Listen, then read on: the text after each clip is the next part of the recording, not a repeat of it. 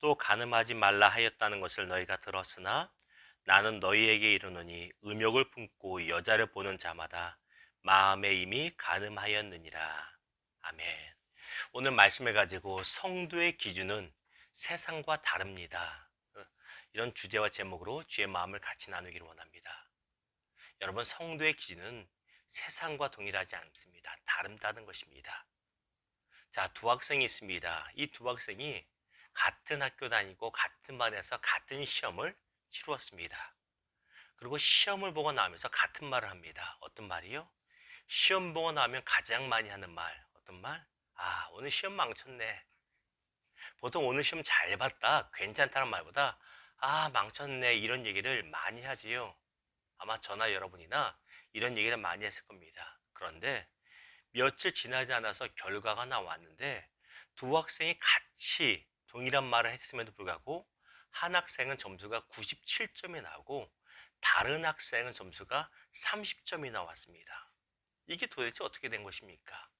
부정채점, 이것이 아니라 시험을 잘 본다고 말하는 것의 기준이 다르다는 것이에요.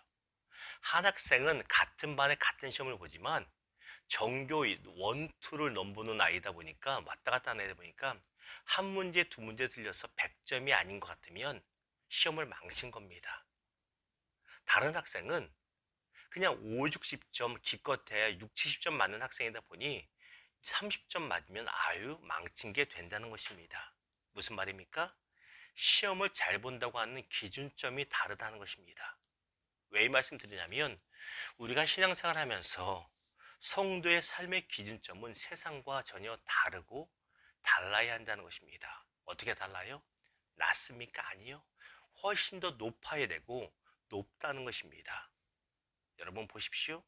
하나님의 자녀가 세상 사람들이 말하는 착함의 착함을 유지하면서 이 정도로 만족한다고 한다면 그건 뭔가 문제가 있습니다.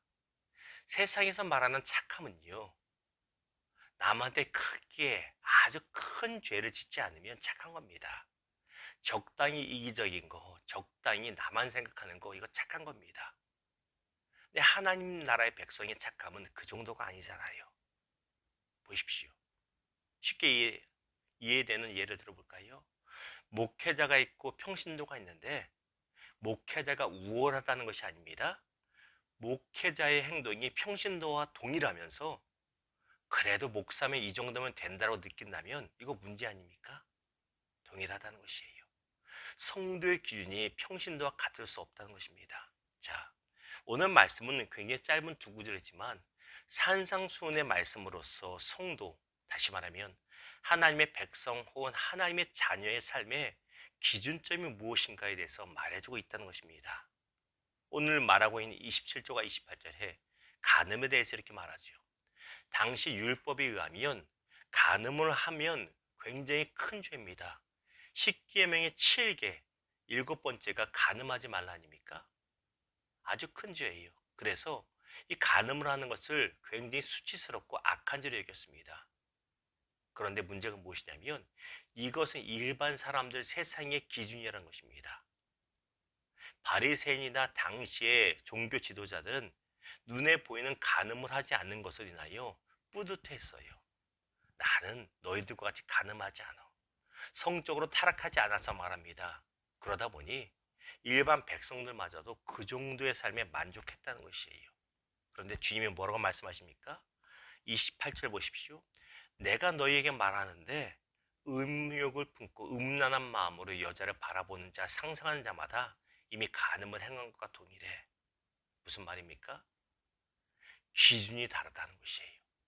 하나님 나라의 백성의 기준, 하나님의 자녀의 기준은 세상의 기준과 동일할 수가 없다는 것입니다. 그럼에도 불구하고 세상의 기준에 맞춰서 거기에 맞춰서 살면서 괜찮어, 이 정도면 훌륭하다라고 착각하고 있으니 그러지 말라는 것입니다. 이것이 비단 제7일의 간음에만 속하는 것입니까? 그렇지 않습니다. 마태복음 18장에 보았더니 베드로가 예수께 나와 이렇게 말하지요. 예수님, 제가 저한테 잘못한 사람을 7번 용서하면 충분하겠습니까? 내심 칭찬받을 줄 알았을 겁니다. 왜요? 당시 율법에 의하면, 그리고 관습적으로 보면, 나한테 잘못한 사람을 3번만 용서하면 이건 성인 군자였습니다. 굉장히 훌륭한 사람이었어요.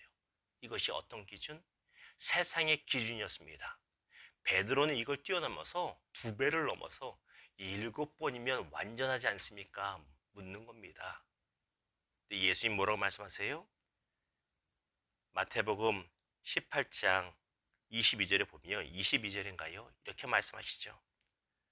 7번도 충분하지 않고 70번씩 7번, 숫자적으로는 490번이라도 더 용서란 말합니다.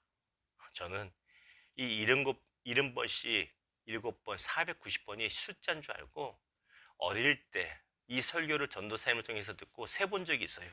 내가 지금까지 490번을 용서했나 안 했나. 그거 말하는 게 아니죠. 그 정도로 우리 하나님의 백성의 자녀의 삶의 기준은 다르다는 것입니다. 우리의 삶의 기준이 세상과 다름을 기억하시고, 낮은 것이 아니라 보다 높음을 기억하시기를 주님의 이름으로 축원합니다. 말씀을 맺겠습니다. 서두에 말씀드린 공부 잘하는 아이에게 기준을 낮추라고 하면 그 아이가 기준을 낮출까요? 얘야, 뭐 100점 못 맞았다고 스트레스 너무 받냐?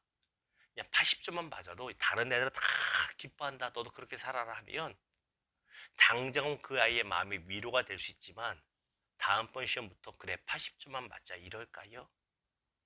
어설픈 아이들은 그렇게 합니다만 진짜 공부 잘하는 학생들은 거기 맞춰서 기준 낮추지 않습니다. 이유가 무엇인지 아세요? 그 기준점이 바로 그 아이의 자존심이기 때문이에요. 마찬가지입니다. 세상 사람들이 와서 이렇게 말할 수 있어요. 목사님, 뭘 그렇게 빡빡하게 살아요? 세상 안 그런데. 목사님 그 정도면 훌륭하니 적당히 해도 됩니다.